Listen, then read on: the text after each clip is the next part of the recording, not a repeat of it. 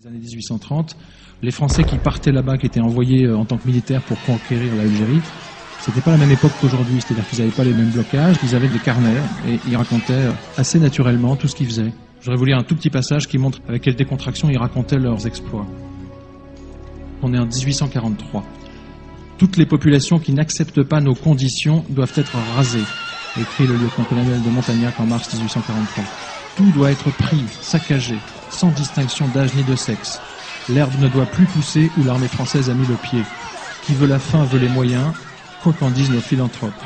Tous les bons militaires que j'ai l'honneur de commander sont prévenus par moi-même que s'il leur arrive de m'amener un arabe vivant, ils recevront une volée de coups de plat de sabre. Voilà, mon brave ami, comment il faut faire la guerre aux Arabes, tuer tous les hommes jusqu'à l'âge de 15 ans, prendre toutes les femmes et les enfants, en charger des bâtiments, les envoyer aux îles Marquises ou ailleurs. En un mot, anéantir tout ce qui ne rampe pas devant nous comme des chiens. C'est une conquête d'une violence absolument dévastatrice. Je crois qu'il y a le tiers de la population algérienne qui est éliminée en 20 ans. Après la Seconde Guerre mondiale, quand à nouveau la population algérienne relève la tête et a des velléités d'indépendance, ça va recommencer. Alors, en 1954, on ne peut pas forcément écrire ça. Bon, vous savez que le général Ossarès ou d'autres ont appliqué en Algérie des méthodes assez particulières.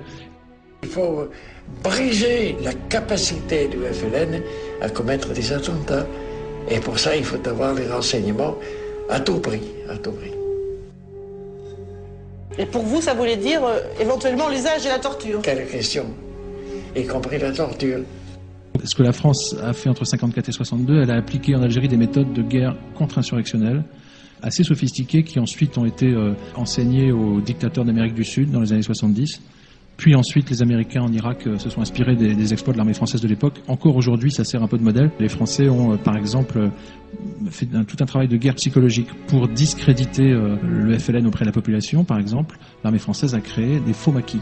Faux maquis, de types qui se présentaient comme des gars du FLN et qui en fait massacraient des villages et se comportaient de manière scandaleuse, ce qui permettait d'essayer de retourner la population. Ces méthodes de guerre psychologique assez particulières ont été vachement développées par la France.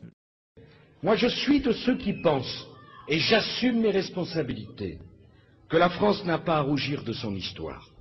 La France n'a jamais commis de génocide. La France n'a pas inventé la solution finale. La France a inventé les droits de l'homme.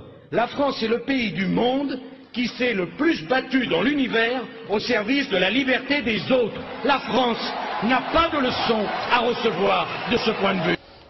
C'est posé, ça n'est apparemment pas polémique, et pourtant c'est terrible. Jamais elle n'a été tentée d'exterminer un peuple, et que s'est-il passé dans ces colonies?